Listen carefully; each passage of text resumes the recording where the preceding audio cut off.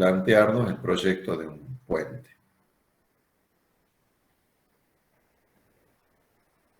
Primero tendremos que definir un vocabulario, una forma de referirnos a los elementos que forman el puente, y generalmente esto se puede clasificar a las partes que constituyen el puente en superestructura,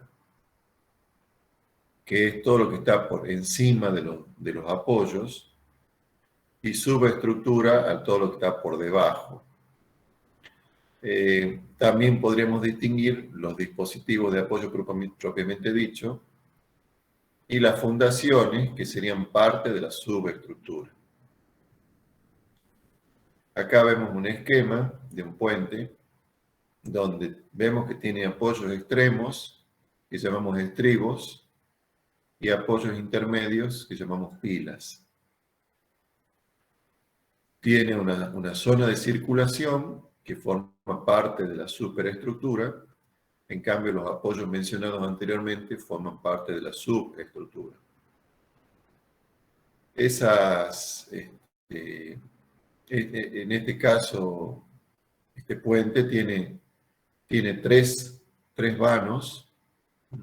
Entonces, se suele distinguir entre la longitud del vano y la luz de la viga o de la losa que forma el puente, que va a ser algo menor, ya que la luz del vano la mediremos entre ejes de apoyo, en cambio la luz de la viga entre ejes de apoyo de la viga, que va a ser algo menor. Bien, entonces, respecto a las partes constitutivas del puente, decimos que la superestructura engloba todo lo que está por encima de los dispositivos de apoyo, y en este caso está constituida por vigas, si es que es un puente con vigas, podría que sea un puente que tenga solo losas, por ejemplo. Diafragmas, los diafragmas son elementos de rigidización, pueden ser diafragmas o vigas transversales para unir entre sí a las vigas longitudinales y rigidizar el conjunto.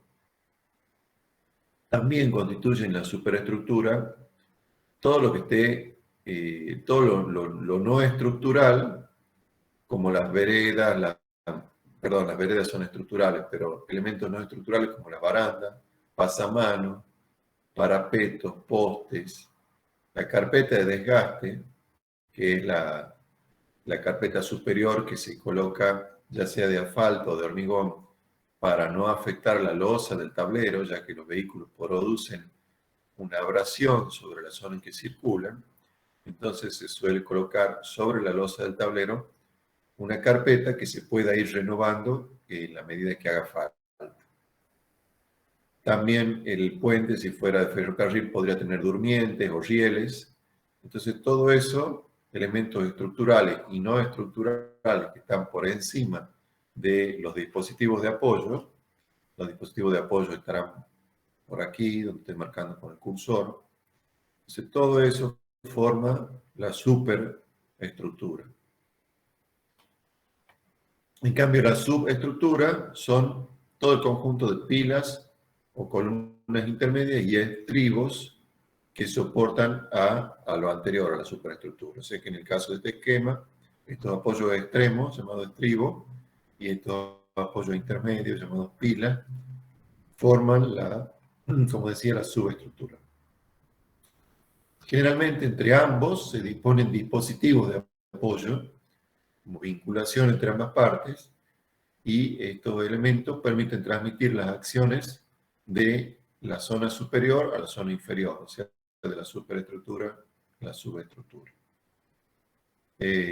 También podrían transmitir en caso inverso. Por ejemplo, ¿en qué situación? ¿Qué situación se imaginan que los esfuerzos o las acciones se pueden transmitir desde abajo hacia arriba, desde la subestructura hacia la superestructura? ¿Un sismo? En el caso de un sismo, exacto. Se mueve el suelo y transmite recibimos la acción desde la sub o sea, desde abajo hacia la super, hacia arriba. Bueno, parte de la subestructura son las fundaciones, que son las encargadas de transmitir las cargas de uso y las cargas permanentes de la estructura hacia el suelo. Dentro de la superestructura también podríamos distinguir el tablero. Entonces el tablero es la parte estructural que queda a nivel del subrasante del camino y recibe las cargas y sobrecargas que actúan en el puente, transmitiéndolas a las vigas del mismo, si es que fuera un puente que contiene vigas. Ya le digo que podríamos tener un puente que no tenga vigas, que tenga solo losa. Entonces, si se trata de un puente losa, las cargas se transmiten directamente a la subestructura desde la losa. Sobre el tablero, como ya les mencioné recién, se coloca la carpeta de desgaste que va a un mismo nivel que la rasante del camino, y lateralmente al tablero generalmente va limitado por cordones que impiden que los vehículos suban a las veredas, las cuales se destinan al paso peatonal. En el borde de las veredas se disponen las barandas. Bueno, esto es suponiendo que el puente tiene veredas. Hay algunos casos de puente que no tienen veredas, que son solo para paso vehicular. Por ejemplo, en Chile, en el sur de Chile, están haciendo unos puentes, probablemente ya estén casi terminados, en zona turística, y esos puentes no tienen veredas, sino que están en una ruta, sino que cuando los peatones quisieran cruzar de un extremo a otro, es un puente importante, de una luz importante, no recuerdo los valores, pero son luces grandes, y longitud total del puente importante. Entonces, cuando los peatones quieren cruzar de un lado a otro, se cruzan, el proyecto dice que se van a cruzar en un colectivo, en un bus. Entonces, ¿se imaginan por qué se hace esto? Esto se hace porque es un puente, pretende ser un puente emblemático, que tiene una altura importante, y se quiere evitar posibles suicidios en el puente, cosa que es frecuente en puentes así importantes, emblemáticos. Entonces, como les digo, hay casos de puentes que no tienen vereda, y hay casos de puentes que tienen veredas tan reducidas, son los puentes de hace varios años, que es casi como si no las tuvieran. Pero bueno, hoy en día, cuando se necesita el paso de peatones, las veredas se suelen dar medidas más generosas que lo que se daban 20 o 30 años atrás. Bueno, además los puentes tienen obras accesorias, como dice esta proyección. Y hay distintos tipos de obras accesorias. Entre ellas podemos nombrar los accesos, que son las obras necesarias para conectar el puente con el camino. Por ejemplo, terraplenes, rellenos estructurales, losas de acceso, que sirvan de conexión entre las dos partes, entre el camino y el puente. Y también podemos hablar de otras obras accesorias como las defensas, que corresponden a las obras de protección del puente y sus accesos. Piensen en protección en cuanto a puentes que cruzan ríos, protección de las zonas de apoyo, los estribos, por ejemplo, los apoyos extremos. Se los protege de la erosión que pueda provocar el agua, la creciente. Entonces, esas formas de protección, que por ejemplo una forma básica que ustedes van a ver frecuentemente, son el uso de gaviones, que son cestos de alambre rellenos con material granular de grandes dimensiones, con piedras y bolos. Entonces, ese es un tipo de protección. Otro tipo de protección es una protección flexible. El gavión se va deformando y se va adaptando a movimientos.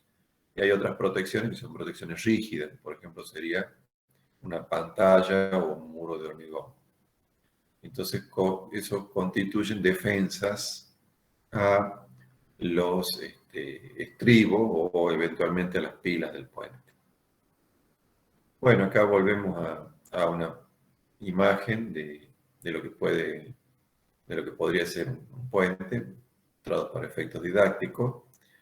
Observen que en este caso se está mostrando una vista o un corte, una vista lateral y una planta. Fíjense que en la vista en planta, el sentido de la corriente, de que acá se plantea que hay un río en la zona inferior, ese obstáculo a salvar forma un ángulo que no es de 90 grados con la estructura del camino, con el eje principal del camino. Entonces, en este caso, hablamos de un puente de planta oblicua o también denominados esviados. Entonces, el sentido de esta imagen es mostrar de nuevo los elementos del proyecto, lo que ya hemos comentado en la figura inferior, en la figura superior. Por ejemplo, acá está en la zona derecha el terraplén de acceso, lo mismo en la zona izquierda. Y sobre ese terraplén de acceso va una losa especial que tiene unos 4 o 5 metros de luz y llamamos losa de aproximación, que es una losa de dimensiones estandarizadas, y lateralmente sostienen esa zona unos taludes que se indican aquí en la planta, taludes laterales, para salvar el desnivel necesario entre la zona superior del camino y la zona inferior del obstáculo que estamos salvando. Bien, ¿alguna pregunta? A ver, esperen un segundito ahí.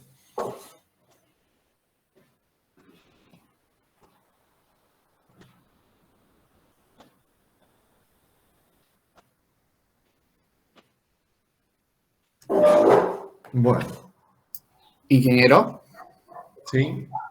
¿cómo se llamaban las losas que estaban donde se encontraban los taludes? La losa que conecta el camino con el puente, que es la primera losa, que tiene unos 5 metros de luz, se llama losa de aproximación.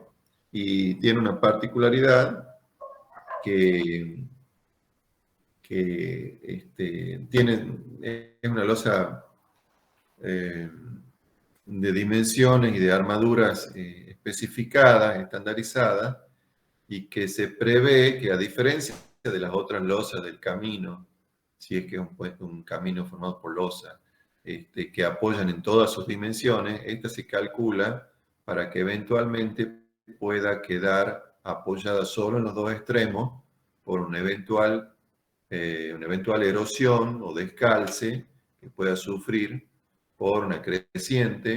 Imaginen una creciente que empieza a erosionar los laterales, estos taludes laterales, arrastra partículas de la zona esta inferior a la losa, a la zona de conexión, y deja descalzada a esa losa de aproximación. Entonces se calcula esa losa estructuralmente como solamente apoyada en el estribo y en el otro extremo del camino. Entonces, en nuestros puentes de Tucumán, por falta de protección de los taludes, es frecuente que se produzcan problemas en puentes localizados en la losa de aproximación. Le diría que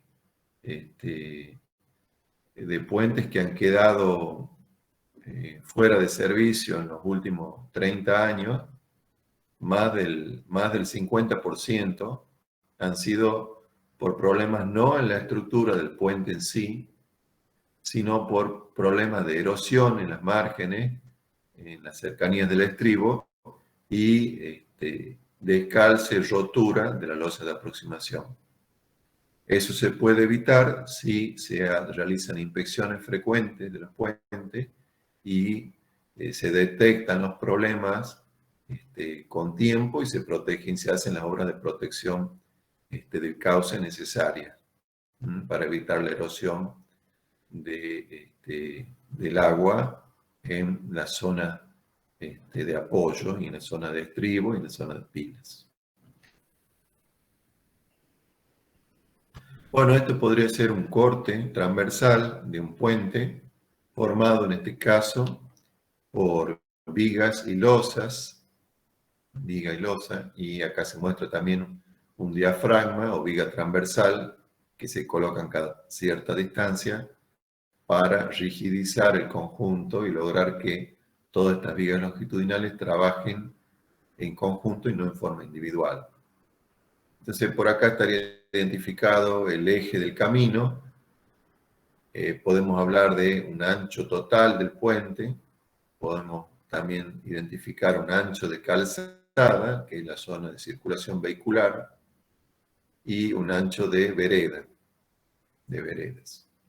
A este elemento lateral de contención para evitar caída de personas o de vehículos se le suele llamar parapeto.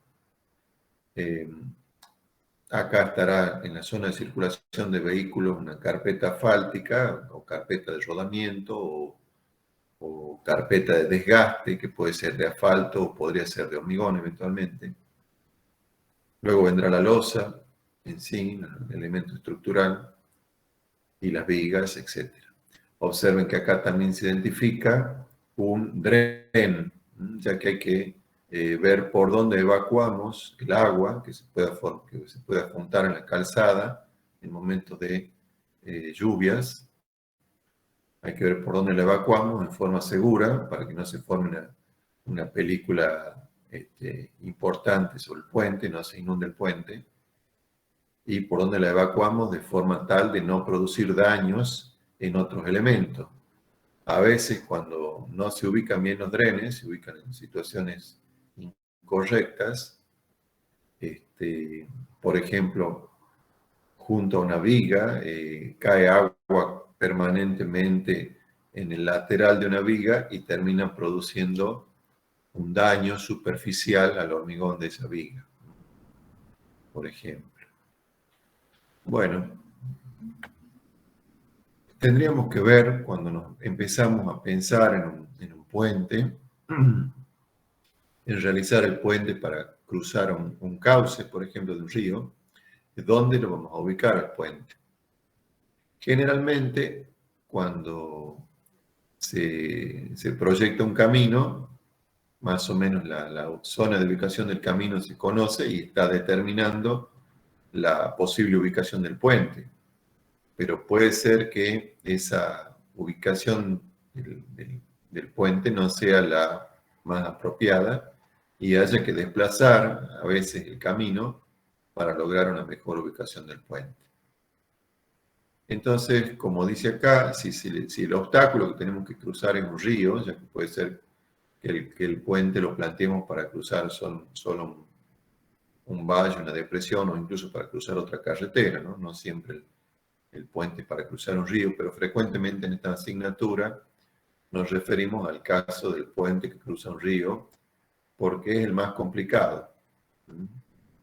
Trabajar con un puente que cruza una autopista es más sencillo de proyectar o tiene menos variables que un puente que cruza un río. Entonces hay que realizar, dice acá, un prolijo estudio de la zona, teniendo en cuenta para la ubicación del puente distintos factores que son función del aspecto económico, pero sin apartarse demasiado del trazado general del camino del cual forma parte el puente. ¿Qué quiere decir esto? Que yo debería buscar el puente más económico, o sea, el puente en una zona apropiada, que no sea demasiado ancha, que me dé un puente de luz aceptable, pero para eso tendré que desviar parte del camino para llegar posiblemente a esa ubicación. Pero bueno, tengo que hacer un balance económico para que ese desvío del camino no me produzca un incremento de un costo mayor que lo que estoy ahorrando para buscar un puente de longitud menor o en mejores condiciones para construirlo. Entonces tengo que hacer un estudio de dónde me conviene ubicar el puente, si me conviene desviarme un poco de la zona de anteproyecto de camino, y si me voy a desviar, no desviarme demasiado, como para que el desvío del camino no sea demasiado oneroso. Entonces, Ingeniero, sí, sí, le escucho. disculpe, ¿el menor costo del puente está principalmente definido por la luz del mismo o influyen también o pueden llegar a influir en igual magnitud cosas como movimiento de suelo, bueno, dificultad de acceso? Sí, sí, sí, seguro, sí. Sí, o sea, todos los aspectos constructivos y de elementos, no es solo la luz, como bien es correcto lo que comentas, sino todo el movimiento del suelo que haya que hacer seguro influye, e incluso el método constructivo, porque puede ser que el hecho de desplazarme hacia otra zona modifique el método constructivo. ¿Por qué? Porque quizás en una zona puedo desviar el río y trabajar sobre suelo seco, sobre tierra firme, y capaz que en otra zona no puedo desviar el río. Has quedado con el micrófono abierto, Claro, no sé si quieres claro. mencionar algo más. Entonces sí, influye, influye todo. No. Costo. Gracias, ingeniero. Bien, es un costo global de todo. Entonces, tenemos que considerar en esa ubicación, buscar el menor ancho del río, que el subsuelo, o sea, la fundación, la zona de fundación sea favorable. Por ahí, si nos desviamos 100 metros en la posible ubicación del puente o 200 metros, pueden cambiar las condiciones de fundación. Buscar que la profundidad y la velocidad de las aguas no sea excesiva. Recuerden que si nos vamos a una zona más ancha en un cauce, vamos a tener menor velocidad y menor tirante, y al revés si nos vamos a una zona más angosta, por las leyes de la hidráulica, por las ecuaciones de continuidad, o cambiamos de una zona con más pendiente a una zona de menos pendiente. Entonces, no siempre la zona de más estrechamiento va a ser la elegida, porque podría ser que tenga velocidades de agua muy importantes que produzcan demasiada erosión en la estructura del puente. Entonces son todos aspectos a considerar. Y también si vamos a hacer un pequeño desvío en el trazado de la carretera para buscar una mejor ubicación del puente, hay que tener en cuenta de no generar curvas de acceso al puente que perjudiquen el trazado de la carretera o de la vía férrea y que sean causa de incremento de probabilidades de accidente. Acceder a un puente con una curva importante, con una curva a 90 grados, por ejemplo, no es la mejor solución. Aunque en casos extremos puede que se haga, pero hay que tratar de evitarlo. Hay que tratar de acceder al puente en recta, con una recta, y si se lo accede con una curva, tiene que ser una curva lo más suave posible. Todo esto se tiene que armonizar y coordinarse con la topografía, que es la que va a marcar los movimientos del suelo, y, bueno, con las condiciones del tránsito, con la situación del tránsito. Esto está relacionado al tema de las curvas y los accesos al puente. Entonces, eso en cuanto a la ubicación o localización del puente. Después, ¿qué podemos decir sobre los elementos geométricos? Un poco lo que ya hemos venido hablando. Los elementos geométricos son el tramo de un puente, que es la parte de la superestructura situada entre dos elementos sucesivos de la subestructura. Debe distinguirse entre tramo teórico y tramo libre. O sea que en este caso estamos hablando de un puente de 3 tramos. El tramo teórico sería la distancia entre ejes de las pilas, o entre pila y estribo, y el tramo libre sería, la longitud libre sería la distancia entre los bordes de las pilas. Otro elemento que podemos hablar es de la altura de construcción. La altura de construcción, que es la altura entre la medida vertical o altura en una determinada sección entre el punto más alto de la carpeta de desgaste y el punto más bajo de la superestructura. O sea que en el caso de, a ver si tenemos acá, de este esquema, la altura de construcción se mediría desde la parte inferior de la viga hasta la parte superior de la carpeta de desgaste. Esa sería la altura de construcción. La altura libre es la altura máxima permitida por debajo del puente, medida desde el punto más bajo de la superestructura y el punto más alto del obstáculo cruzado por el puente. O sea que la altura libre en este esquema sería esta, entre el punto más bajo de la superestructura y el punto más alto del obstáculo. Sería la altura libre, que en un puente de un río, si es navegable, me va a limitar las dimensiones de los barcos, y si es una carretera me va a limitar, va a estar, voy a tener que tenerlo en cuenta para permitir el paso de vehículos que ya está reglamentado por debajo del puente.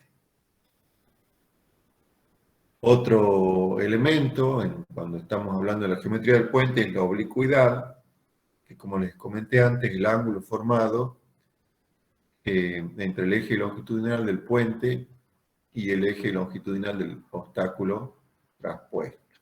O sea que entre el eje longitudinal del puente, que acá sería la línea horizontal, y el eje del obstáculo, que sería el río, forman este ángulo. En el caso de esta figura será de unos 75 grados, por ejemplo, que es el ángulo de oblicuidad.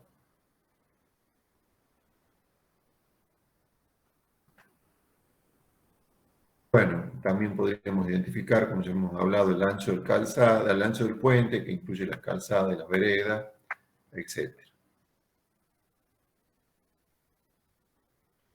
Otros elementos que hay que tener en cuenta cuando uno empieza a pensar en el puente son los datos topográficos.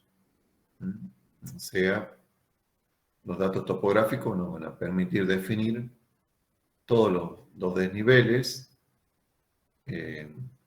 superficiales que tenemos inicialmente en el suelo. Y eso nos va a condicionar el trazado del puente, porque nos va a marcar los movimientos de suelo que tenemos que hacer, y eso nos va a hacer elegir o ayudar a elegir entre una posición y otra. Entonces, ¿qué necesitamos? ¿Qué le vamos a pedir a los topógrafos o al estudio, a la gente que haga el estudio topográfico? Le vamos a pedir un relevamiento que generalmente se realiza en una zona importante, una zona del puente, acá se nombran algunas posibles escalas. Acá dicen, por ejemplo, se dice una extensión de por lo menos 1000 metros en la carretera donde se ejecutará el puente. Y por dar un ejemplo de un puente estándar, un puente normal que tenga, por ejemplo, 100 metros o 150 o 200 metros de longitud. No es lo mismo esto si estamos hablando de un puente que tiene 1000 metros de longitud, como hemos visto ejemplo en la clase pasada. Pero bueno, si es un puente de los nuestros, de la zona nuestra del norte, en una zona cercana a la ubicación del puente, unos 1000 metros podemos decir en la carretera, necesitaremos plantas y perfiles.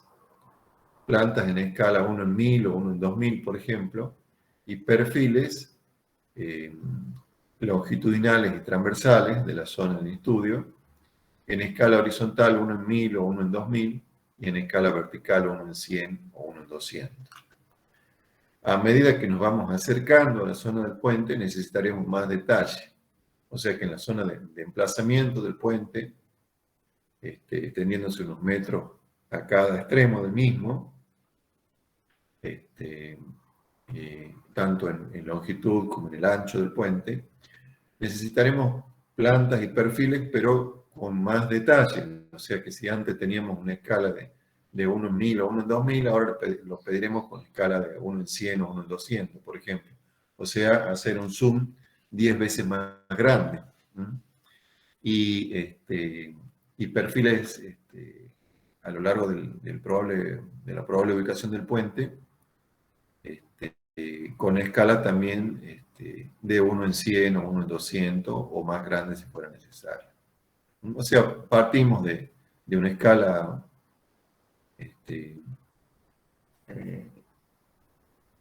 de una escala chica y vamos a una escala más grande a medida que nos acercamos al puente. Como lo mismo que hacemos cuando observamos un cuadro, ¿no? Cuando uno observa un cuadro, una pintura, hay que ver la generalidad del cuadro, ¿no? O de la pintura, y luego uno empieza a ver los detalles, uno empieza a localizarse en algunas zonas del cuadro de mayor interés. Bueno, acá es lo mismo, tenemos que tener un relevamiento topográfico con plantas y perfiles de toda una zona cercana, y después al acercarnos a la zona de posible ubicación, tenemos que tener más detalles, o sea que pedimos perfiles en escala más grande. Entonces, si lo que estamos cruzando es un río, un curso de agua, en la sección del río, en coincidencia con el eje del puente, vamos a pedir en escala 1 en 100 o 1 en 200, las cotas de fondo, o sea, el perfil longitudinal, las cotas de fondo del río en puntos que podrían estar distanciados unos 5 metros. Entonces, 5 metros va a depender también, como les decía, de la importancia del puente, de la importancia del cauce, pero acá se da un número aproximado. Entonces, el perfil transversal del río, en otras palabras. Incluso necesitaríamos varios perfiles para decidir cuál es la mejor ubicación del puente.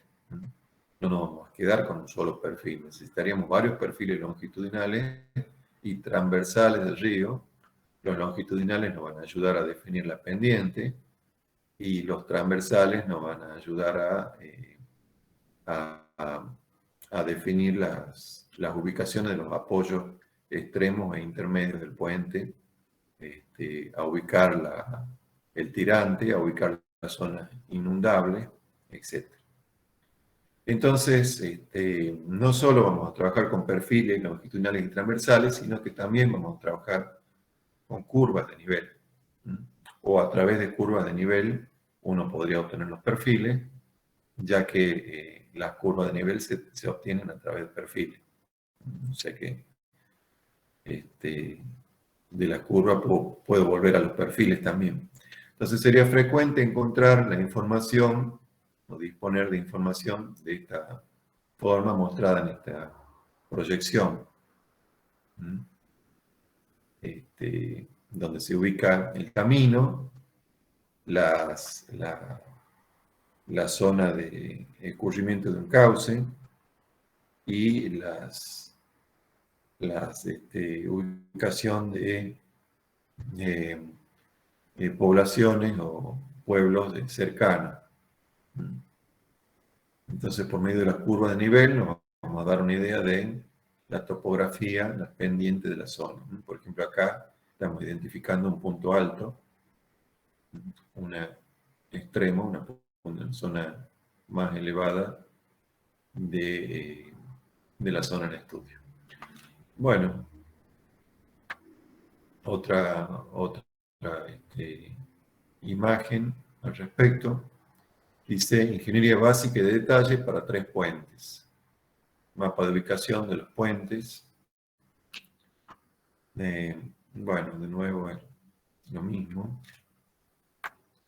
Y ya mirándolo con más detalle, cuando uno ya va definiendo dónde podría estar el puente, acá vemos un ejemplo de lo que yo recién les decía que no hay que hacer. Fíjense, aquí tenemos en el centro de la figura un puente. De un lado hay un acceso en recta, pero del otro lado hay un acceso en curva, con curva a 90 grados. Entonces esto es un problema, es una zona en la que se van a producir la mayor probabilidad de ocurrencia de accidentes. Esto es lo que hay que evitar. Pero bueno, en cuanto a la información y al planteo, podría ser que tengamos información de este tipo. O sea, sobre las curvas de nivel, vamos a dibujar el camino, vamos a identificar el camino y la posible ubicación de la estructura del puente. Otro esquema, en este caso un plano de un sistema CAD con la ubicación de las curvas de nivel, el camino y el puente. Fíjense que este caso es un poco mejor que el anterior, porque si bien hay una curva y contracurva anterior, antes de entrar al puente, pero se intenta suavizarla para que el ingreso al puente sea lo más claro, lo menos complicado posible. Entonces tendremos estas curvas de nivel con la ubicación de la zona y tendremos distintos perfiles transversales y longitudinales, como se muestra acá esquemáticamente, para ubicar y para definir la ubicación de la estructura. Entonces, como decía, todo esto forma parte de los datos topográficos. Todo el relevamiento topográfico generalmente lo va a hacer una gente especializada, una empresa, pero ustedes como ingenieros tienen que saber interpretar los resultados, los datos, los resultados, cosas que ya han estudiado en la materia de topografía. Además de los datos topográficos, hay otros conjuntos de datos que necesitamos que son los hidrológicos. Por supuesto, refiriéndonos al cruce del puente sobre un río. Entonces, tienen que conocerse los siguientes datos. Las cotas de máxima creciente y de caudales mínimos o estiajes observadas. También esos caudales están relacionados a una frecuencia o cada cuánto se producen esos caudales. Yo no puedo preguntar simplemente en cuánto es el caudal máximo de este río, no. Tengo que preguntar cuánto es el caudal máximo asociado a una cierta recurrencia o periodo de repetición. También tengo que identificar en qué época se produce o en qué meses se producen esas crecientes. En los ríos nuestros sabemos que esas crecientes se van a producir en enero, por ejemplo, o entre diciembre y febrero.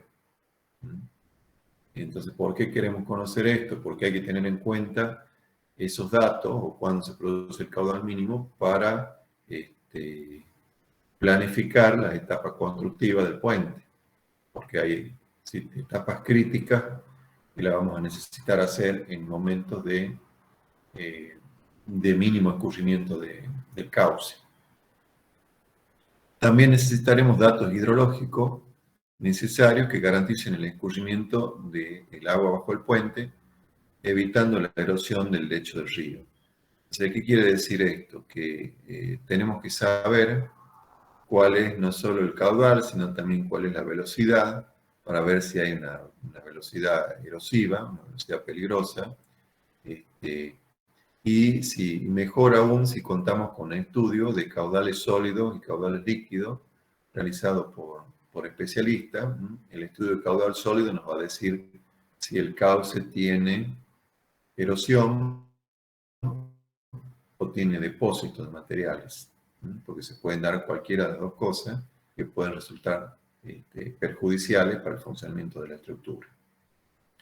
Entonces, un poco la parte esta del manejo de las variables hidrológicas y cómo se pueden calcular la erosión en un puente. Lo van a ver en la clase del jueves con la ingeniera Daciano, que ella tiene una formación en esos temas apropiada,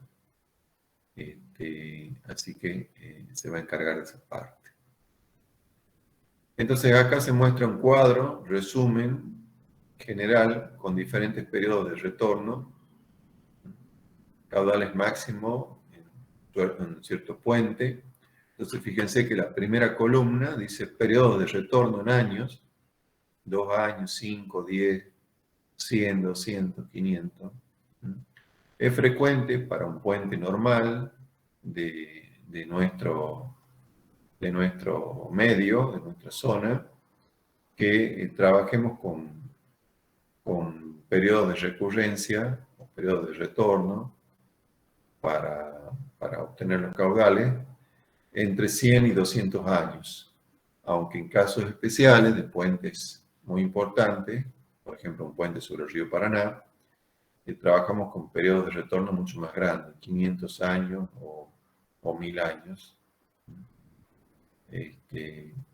Entonces, todo es una cuestión de probabilidades y de qué riesgo queremos correr de que no venga un caudal más importante que el de diseño que nos pueda producir problemas en la estructura.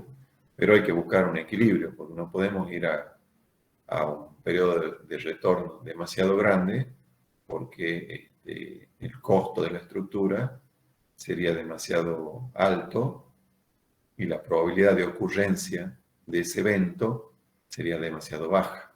Entonces hay que buscar un equilibrio entre el periodo de retorno y la situación de la estructura. Pasa lo mismo en todos los cálculos estructurales que hacemos.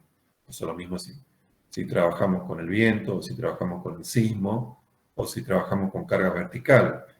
Simplemente, incluso en un edificio, ustedes lo calculan para una sobrecarga de uso de 200 kilos por metro cuadrado, 2 kilonewton metro cuadrado en una zona de vivienda, por ejemplo, en un dormitorio o en un comedor, o de 4 kilonewton metro cuadrado en una escalera. Pero si tienen una biblioteca, van a trabajar con un mínimo, según dice el reglamento, de 500 kilos por metro cuadrado.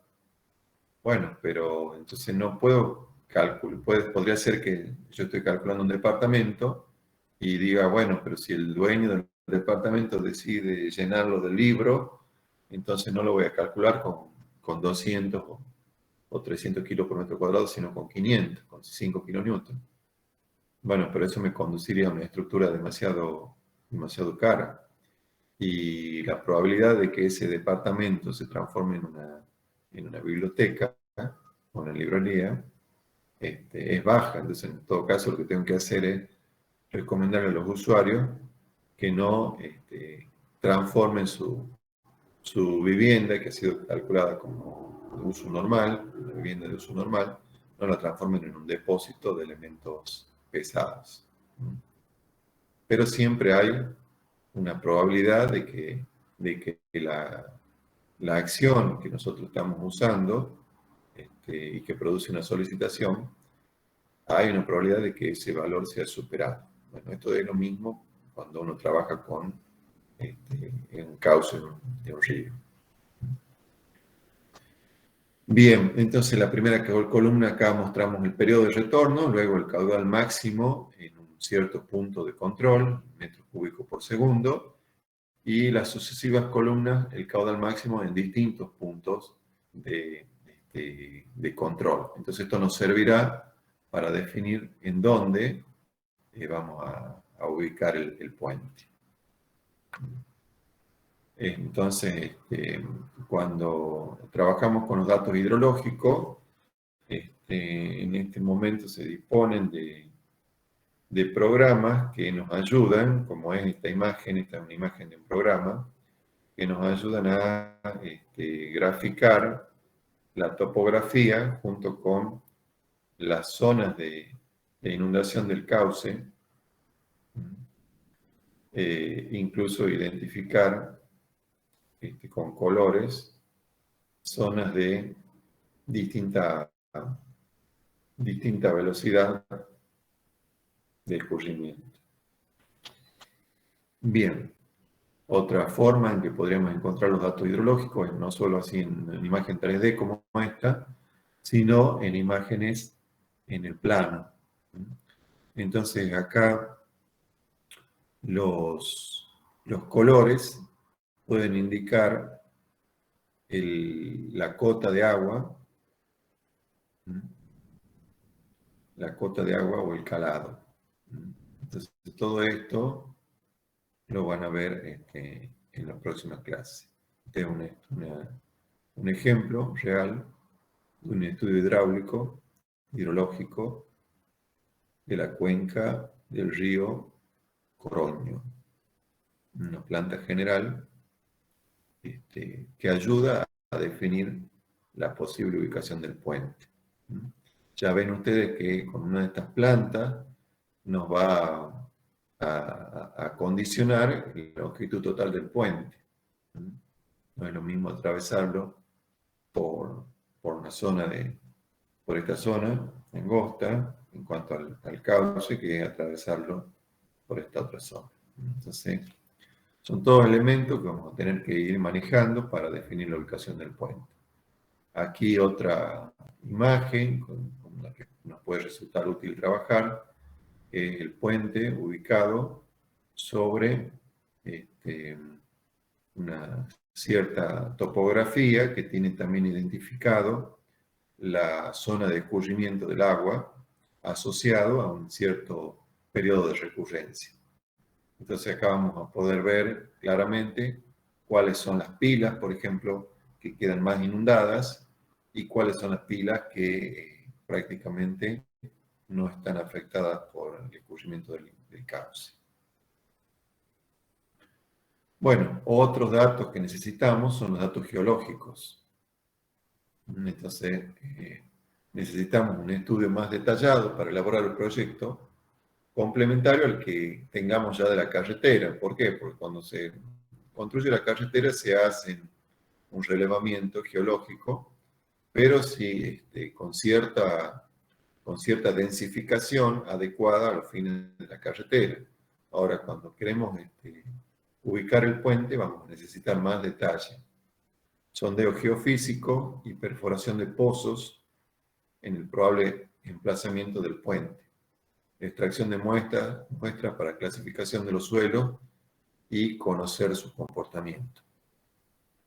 O sea, sondeo geofísico y estudios de suelo, extracciones, para ver qué hay abajo, porque eso nos va a ayudar a definir la fundación. Bueno, entonces acá vemos una imagen, la realización de una extracción, de un sondeo, para extraer muestras de suelo y llevarla al laboratorio y estudiarla. Piensen que los datos geológicos a veces son clave o son muy importantes, siempre son importantes, pero a veces, como en el caso de este puente, que cobran una importancia mucho mayor, porque por ejemplo este puente está ubicado en un talud, y puedo tener deslizamientos de ese talud que pueden resultar muy peligrosos para la estructura. Entonces los datos geológicos podrían presentarse de esta forma, como mostramos en esta imagen, a través de una fotografía aérea y de cortes con colores que identifiquen los distintos estratos, los distintos tipos de suelo. Lo cual lo vamos a tener que tener en cuenta, como les decía, para la ubicación de las fundaciones, que pueden ser fundaciones superficiales o fundaciones profundas. Y después otro de los elementos son los elementos normativos, o sea, qué reglamento vamos a usar. Y eso va a depender del país en el que estemos. Las normas para el proyecto tienen la finalidad de fijar bases comunes para el trabajo de los ingenieros, cuantificando valores mínimos para la seguridad y estableciendo los métodos básicos para el cálculo y dimensionado. Por ejemplo, ¿para qué cargas vamos a calcular el puente? ¿Cuáles son las cargas de uso? Bueno, no vamos a salir a pesar los camiones, sino que eso ya está determinado en el reglamento, en los reglamentos o las normas. Ya nos dicen, para un puente ubicado en un camino de primera categoría, por ejemplo, usted tiene que usar un camión o una aplanadora, que llaman a veces los reglamentos, de 30 toneladas, donde la carga de ese vehículo se distribuye de tal forma, entre tantas ruedas. Entonces, y tendrá que usar un coeficiente dinámico, por ejemplo, tendrá que considerar el frenado. Bueno, toda esa determinación de acciones la hacemos en base a reglamentos.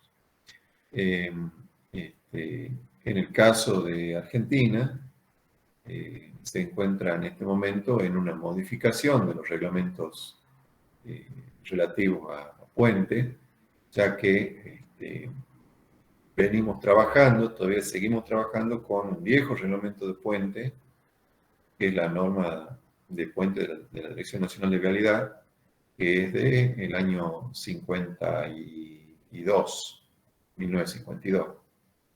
Y está en este momento en estudio para aprobación, ya en el régimen de revisión, el reglamento argentino para el diseño de puentes carreteros, que es la serie 800 del CIRSOC, el CIRSOC 800, 801 y 802, que se refieren a puentes, y son reglamentos basados en normas americanas, en el ACI, en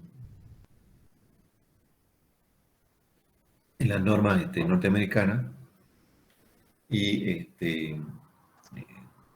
siguen, son más completos que lo que se venía usando. Hay muchas acciones que la vieja norma del reglamento de la DNB no nos consideraba. Bueno, estos reglamentos que están por aprobarse son bastante más completos, modernos. Así que son el marco normativo dentro del cual uno tiene que respetar. Y después, además de estos datos que uno tiene que tener y de los reglamentos que tiene que cumplir, hemos hablado, recuerden, de datos geológicos, datos hidrológicos y datos topográficos. Además de esos tres grandes tipos de datos, más las normas, hay que estudiar un poco la parte económica.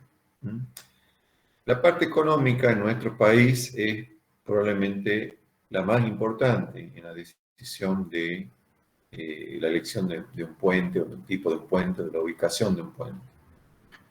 En otros países no siempre la parte económica es la más importante y a veces el aspecto estético del puente es el que manda y la parte económica pasa a un punto, a un aspecto, a un plan secundario, a un escalón secundario.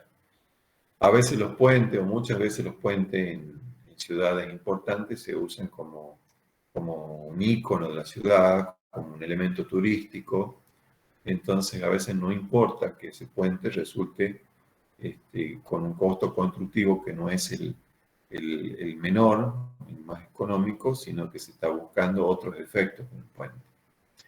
Pero nosotros en los puentes que hagamos habitualmente en el NOA, generalmente vamos a buscar la economía del mismo. Entonces, estas diapositivas hacen referencia a eso. Es posible estimar, dice aquí, con suficiente aproximación el volumen de hormigón por metro cuadrado de puente, y con ello vamos a tener una idea de costo.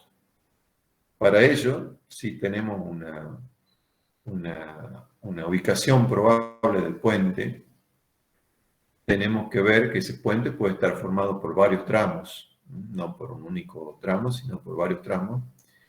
Y para ello vamos a determinar la longitud media, L sub m, se llama aquí, dada en función de la longitud de los tramos individuales. O sea, piensen que podemos tener un puente de 10 tramos, dentro del cual tengamos 8 tramos centrales de 30 metros y 2 tramos extremos de 22 metros.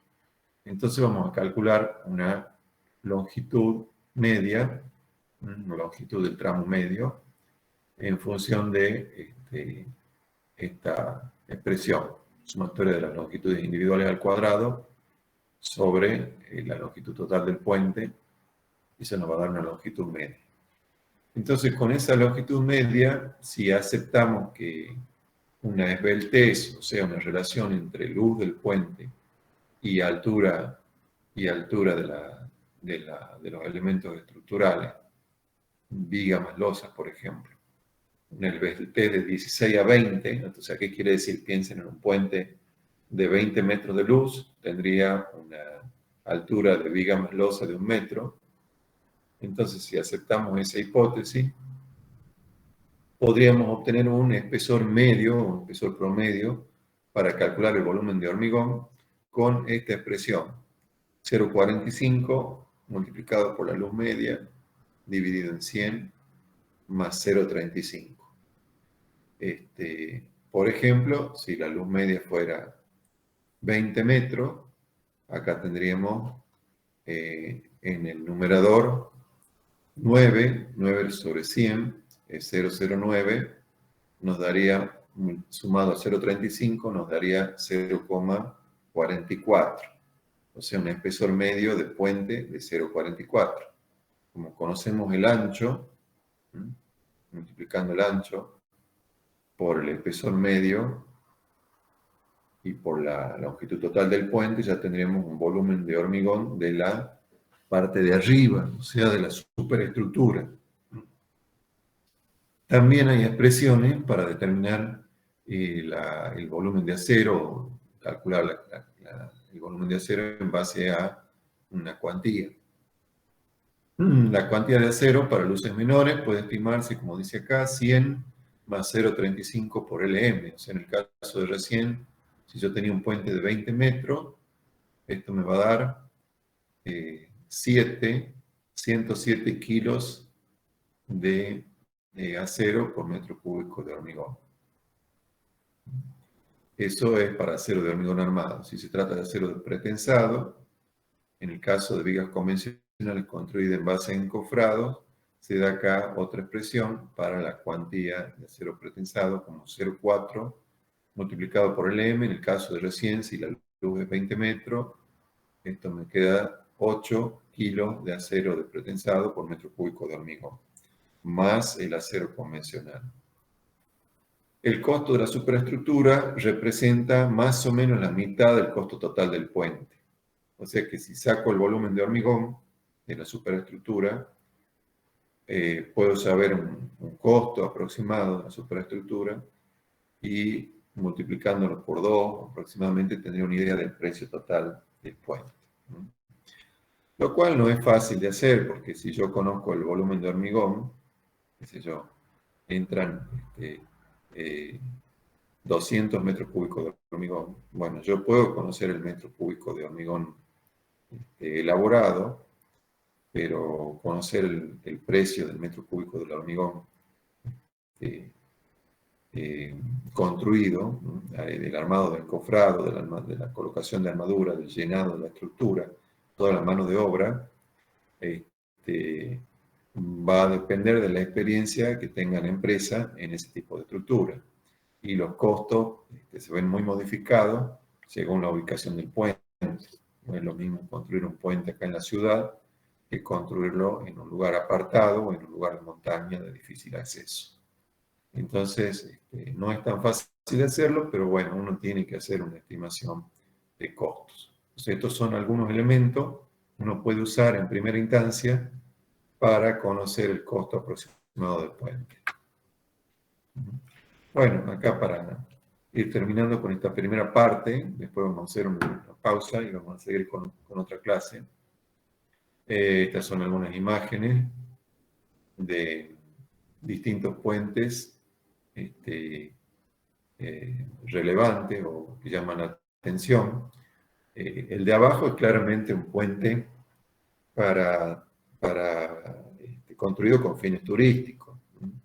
Miren, toda esa estructura especial lo que intenta es producir un impacto visual en el turista, para darle importancia a la ciudad, para atraer gente a ver esa obra importante.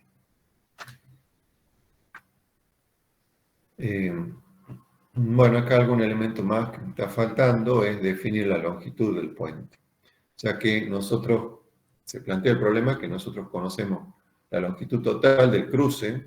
Por ejemplo, vamos a la parte donde teníamos el cauce. Por ejemplo, decimos, bueno, vamos a atravesar el cauce, el puente va a estar ubicado en esta zona. Entonces necesito un puente de 200 metros o de 300 metros de longitud total. Bueno, pero ahora se me plantea la disyuntiva. ¿Cuántos vanos voy a hacer? No voy a hacer un puente de 300 metros de luz, porque si bien técnicamente se podría hacerlo, pero económicamente no sería conveniente, más si estoy cruzando un río que no es demasiado complicado y puedo arreglármelas para construir un puente de varios vanos. Por ejemplo, puedo hacer un puente de 10 vanos de 30 metros y no hacer un puente de un vano de 300 metros.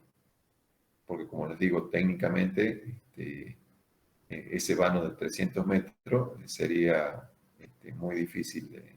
Si bien técnicamente es posible, pero muy caro. Entonces, ¿qué hacer? ¿Varios vanos de poca luz o menos vanos de mucha luz? Yo puedo hacer un puente con vanos de 25 metros de luz, o de 30 metros, o de 28, o de 22. Entonces, ¿cómo decidir? Bueno, acá se dan algunas recomendaciones para eso. Pero primero, para definir la longitud total del puente, además del estudio hidráulico, tengo que ver hasta dónde termina el camino y dónde empieza el puente.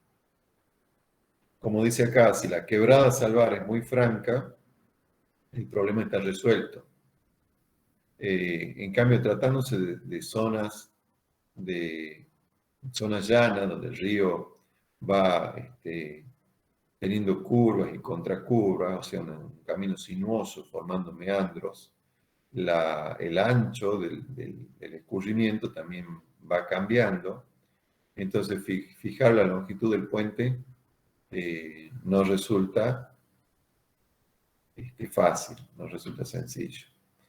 Si tengo una zona así marcada por el material granular que arrastra el río, si tengo se llama una caja ripiosa, puedo tener una primera idea del largo que debe tener el puente, de la longitud total del puente, porque en grandes crecidas esta puede ser ocupada en su totalidad. Entonces, si estoy mirando, observando el cauce y veo hasta dónde llegan las rocas, las piedras que arrastra el puente, puedo identificar fácilmente una zona de ripio, puedo identificar una caja ripiosa y puedo tener una primera idea de la longitud total del puente. Como hace un rato les mencionaba, la socavación es un elemento que hay que tener en cuenta. Es un problema frecuente en nuestros ríos, que son de media montaña, los ríos nuestros del NOA, y puede producir el colapso del puente. Entonces debe fijarse la cota de fundación por debajo de los niveles de socavación más bajos. Las mayores socavaciones que se han registrado no superan los 10 metros, bueno, en nuestro tipo de estructuras de puente, habiéndose constatado que guardan una relación con la profundidad del agua, su velocidad y la dureza del suelo. Bueno, acá se da una expresión muy sencilla para determinar la socavación, pero al ser muy sencilla, a veces no consideran algunos parámetros de interés, por lo cual tiene que considerarse como, tenerse en cuenta como una primera aproximación. Y después, esto van a ver en más detalle con el ingeniero Daciano en la próxima clase, otras expresiones más completas, más precisas. Pero esta expresión dice que la profundidad de socavación en metros, el cauce, ¿no? Una socavación general del cauce, se obtiene como producto de una constante que depende del tipo de suelo, el constante K, depende si estamos en un ripio compacto, en un ripio suelto, en arena o en un fango, 0,01 a 0,08, multiplicada por H, que es la profundidad de la corriente en metro, o sea, el tirante en metro, y multiplicada por el cuadrado de la velocidad del agua en metros sobre segundo. Como ven aquí, la velocidad es, al entrar al cuadrado, es muy importante en la erosión, como es lógico, como ustedes ya lo conocen de materias básicas. Entonces, ahí podría tener una primera idea de cuánto va a ser la socavación. Y en la clase que viene van a ver expresiones más sofisticadas. Si uno no le da importancia a la socavación y no protege las márgenes del río, va a pasar esto, que es lo que comentábamos al principio de la clase. En este caso, la gente está parada sobre el puente y la foto está tomada desde el camino. O sea que lo que se ha roto es la losa de aproximación. ¿Por qué se ha roto la losa de aproximación? Que es la conexión entre camino y puente. Porque se han erosionado las márgenes en la zona del estribo. O sea, se ha descalzado, el agua ha ido arrastrando material hasta que ha descalzado toda esa zona y ha roto ese fusible, esa conexión entre el puente y el camino. Este es otro caso de colapso de una pila del puente Lucas Córdoba, que es el puente, uno de los puentes que une San Miguel de Tucumán con Banda del Río Salín. Y en este caso, lo que ha pasado es que el cauce que escurría por varios vanos, ese puente tiene, no sé, alrededor de 14 vanos o algo así, se lo ha obligado en el momento a escurrir por solamente 3 vanos.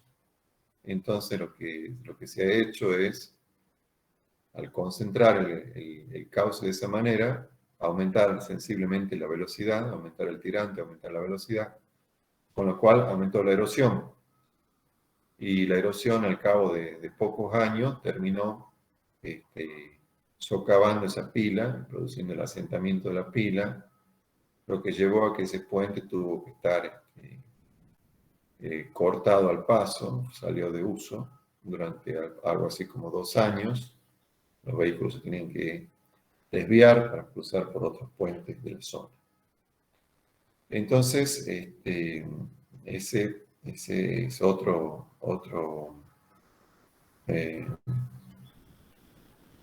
problema ocasionado por una erosión, por no darle importancia al fenómeno de la erosión. Entonces, como recién les hablaba, una vez que tenemos la longitud total del puente, tenemos que decidir cuántos vanos vamos a hacer. Si vamos a hacer pocos vanos de mucha longitud o muchos vanos de poca longitud, por ejemplo.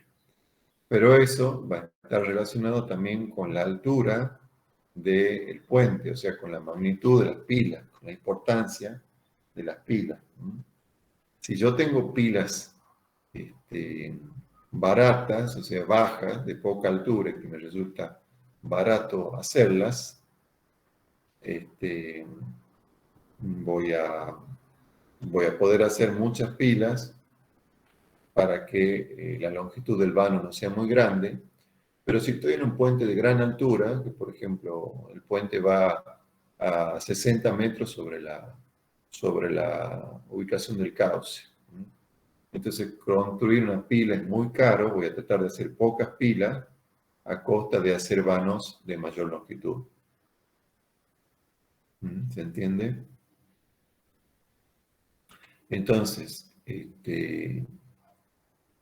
una vez que yo conozca ya los datos topográficos, la posible zona de erosión, la magnitud de la erosión que pueda tener, ya voy a tener definido cuál es la altura de las pilas.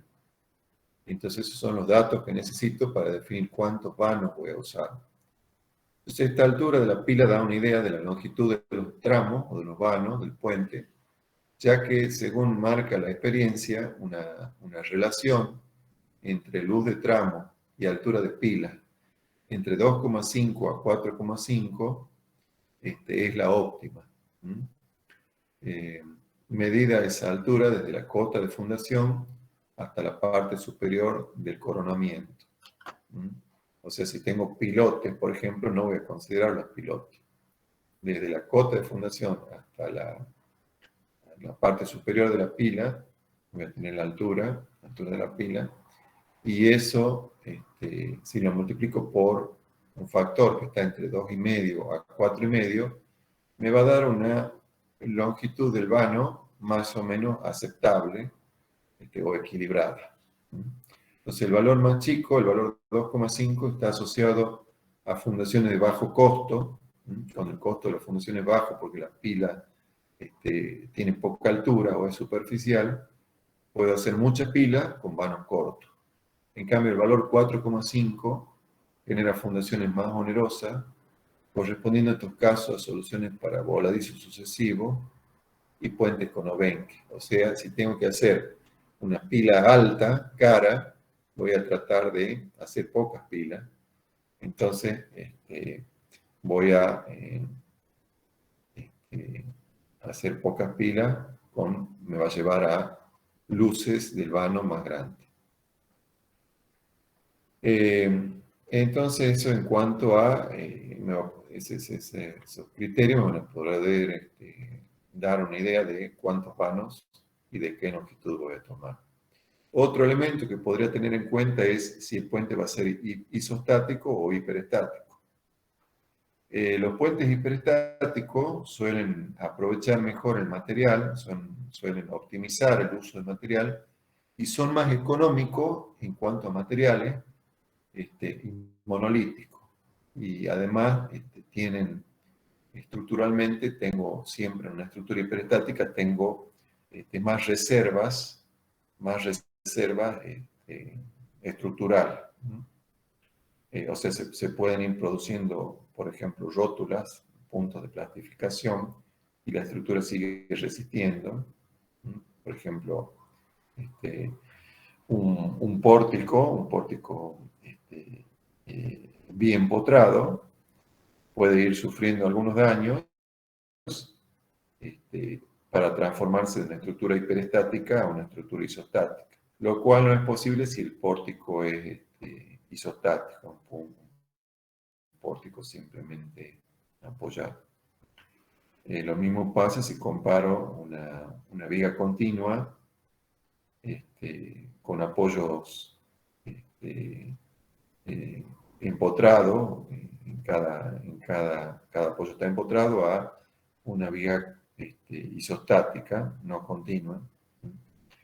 Entonces, la hiperestaticidad da más reservas estructurales, aprovecha mejor el material, aunque también produce incremento en el costo constructivo.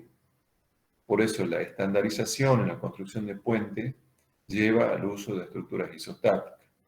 En otras palabras, para un constructor es más fácil construir un puente de varios vanos con vigas simplemente apoyadas que construirlo con vigas continuas.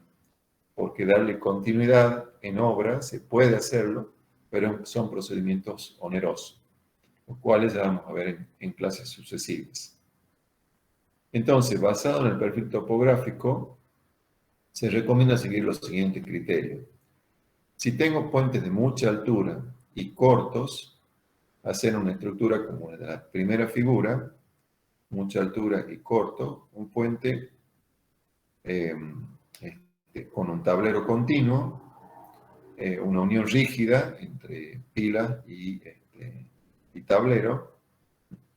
En cambio, si ese puente, también de mucha altura, pero es largo, me va a obligar a introducir algunas articulaciones intermedias, como se ejemplifica acá. ¿Por qué? ¿Por qué les parece que voy a tener que recurrir a articulaciones intermedias? Si el puente es largo. ¿Qué pasa con la temperatura?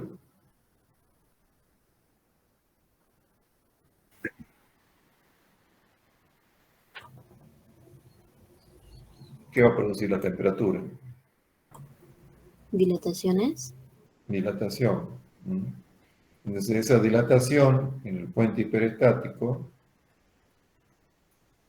esa dilatación en un sistema hiperestático se traduce en esfuerzos. ¿Mm? Se traduce en un incremento de temperatura, me va a producir un esfuerzo normal en el tablero. Entonces, entre otras cosas. Y me va a producir una variación en el diagrama de momentos flectores también. Entonces, va a llegar un momento en que va a ser necesario introducir articulaciones intermedias si el puente es muy largo. Por ejemplo, no puedo hacer un puente de 1 kilómetro de longitud continuo sin ninguna articulación intermedia. Va a ser complicado, va a ser antieconómico. Esto es para casos de puentes de mucha altura, ambas imágenes para puentes de mucha altura. Ahora veamos qué pasa si el puente es de baja altura. Si el puente de baja altura, fíjense, primer caso, un puente corto, o segundo caso, un puente largo. En el primer caso, como es corto, puedo hacer un tablero continuo. En cambio, en el segundo caso, igual a lo hablado anteriormente, voy a tener que, en un puente largo, introducir articulaciones intermedias. Pero fíjense lo que es diferente, en este caso del puente bajo, la unión pila con tablero respecto al caso del puente alto. ¿Mm? ¿Por qué? Porque al tratarse de puentes bajos, un incremento de temperatura, por ejemplo, o cualquier deformación que se produzca en el tablero, se va a transmitir a las pilas. Si las pilas son rígidas, no se van a poder acomodar a esa acción y podría tener problemas de excesivo incremento del momento flector en las pilas, por ejemplo. En cambio, si yo tengo un puente alto, las pilas son esbeltas, son flexibles. Si se produce una deformación en el tablero por temperatura o cualquier otro evento, esas pilas flexibles se van a acomodar y no van a sufrir un gran incremento en sus esfuerzos. Entonces esos elementos, la longitud del puente y la altura del puente y la cantidad de vanos, me va a definir si puedo ir a estructuras hiperestáticas o más hiperestáticas o menos hiperestáticas. Y los elementos constructivos, la forma de construcción, me va a limitar si puedo hacer esto o directamente ir a una estructura totalmente isostática. Por ejemplo, para el prefabricador que fabrica las vigas en el taller, en un taller de prefabricación de estructuras pretensadas, lo más cómodo es trabajar en estos casos con vanos isostáticos y poner las vigas simplemente apoyadas entre los apoyos, entre las pilas o estribos, y luego completar el tablero. Y no hacer operaciones en obra para dar continuidad. Pero antes, como los puentes se hormigonaban in situ, no se usaba la prefabricación, estamos hablando de antes de 1940 aproximadamente, se hacía mucha construcción in situ, entonces se construían más puentes hiperestáticos. Bueno, de acuerdo a la luz, con respecto a la luz, pueden clasificarse los puentes en mayores y menores, y también en puentes en grandes o pequeñas luces. Como esto es subjetivo, que es grande y que es pequeño es subjetivo, se puede usar un criterio práctico, que es agruparlo como puentes a los de menos de 10 metros, se les suele llamar alcantarilla, y a veces están tipificados, se lo obtiene de tablas. Cuando estamos en luces entre 10 y 20 metros, hablamos de puentes menores, de 20 a 70 metros puentes medianos, y más de 70 metros puentes mayores. Esto puede variar de un país a otro, ¿no? Bueno, aquí un ejemplo para terminar esta primera parte. Fíjense, tenemos que definir la luz y el número de tramos isostáticos iguales que se requieren para atravesar un río que posee una capa ripiosa de 177 metros. O sea, nosotros conocemos como dato la longitud total del puente de 177 metros. Conocemos la profundidad máxima de las aguas y el tirante H de 3,50 metros. El estudio hidráulico nos dice que en esa sección tenemos una velocidad de 6 metros por segundo. Queremos adoptar una revancha, una altura de seguridad sobre el nivel máximo de creciente de 1,50 metros. Piensen que esto es necesario porque el río, especialmente si es un río de montaña, cuando escurre no va con un régimen laminar, va con un régimen turbulento frecuentemente, lo que produce olas. Además suele arrastrar troncos o puede incluso hasta hacer rodar grandes piedras, grandes bolos. Entonces, en una creciente, en un río de montaña, lo que escurre no es agua, sino es un barro, es un lodo, una mezcla de agua con materiales sólidos de distinta granulometría, con peso específico bastante mayor que 1. Para que se den una idea, a veces el peso específico del líquido que escurre puede ser 1,4, 1,5, 1,6. Entonces, es conveniente dejar una revancha como altura de seguridad, como altura para posible escurrimiento de ramas o de troncos que puedan obstruir el cauce. También tenemos como dato la cota de fundación de 3 metros, o sea, desde el nivel mínimo de que pueda tener el río después de producida su socavación, queremos que tenga una cota de fundación 3 metros por debajo del mismo. Y además, recuerden que hemos hablado de una relación tramo-altura de entre 2,5 y 4,5. Bueno, acá vamos a empezar adoptando un valor intermedio de 3,5, la relación entre la luz del vano y la altura de la pila. Entonces, con esos datos y esa hipótesis de relación tramo-altura, en primer lugar se evalúa la probable socavación con la fórmula que hemos mencionado anteriormente. Recuerden, era H, la altura de socavación, igual a K, este coeficiente igual a 0,04 que se ha tomado como ripio suelto.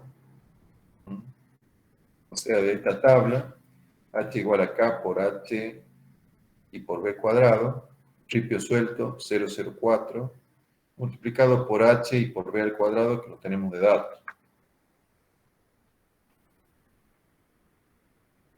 H era 3,5, fíjense que lo teníamos de dato acá, y la velocidad 6 metros sobre segundo al cuadrado. Entonces esto nos da una altura de erosión probable de 5 metros. Entonces la altura total de la pila va a salir como suma de la revancha, más la altura del tirante, más la altura de socavación, más estos 3 metros de cota de fundación por debajo del nivel de socavación. Entonces eso nos da un total de 13 metros. 13 metros, 13,04 de altura total de pila. Como habíamos dicho que íbamos a tomar un coeficiente intermedio entre 2,5 y 4,5, o sea 3,5, para la relación entre luz del vano y altura de pila. Si multiplicamos esos 13 metros 0,4 de altura de pila por 3,5, nos da 45,64. Si dividimos la longitud total del puente L, que era de 177, en los 45,64, que es la luz aconsejable del tramo, nos da 3,87. Entonces, redondeando, adoptamos 4 tramos, dividiendo longitud total 177 dividido en 4 nos daría 4 tramos de igual longitud de 44,25. También podríamos adoptar tramos de longitudes desiguales, de longitudes menores para los tramos extremos y mayores para los tramos internos. Pero bueno, esta es una aplicación, un ejemplo de cómo elegir cuántos vanos vamos a usar en ese puente. De esta forma van a trabajar también probablemente en lo práctico. Bien, eso en cuanto a esta clase de número 2. Ahora hacemos una pausa. Son las 10. A las 10:15, 10:15,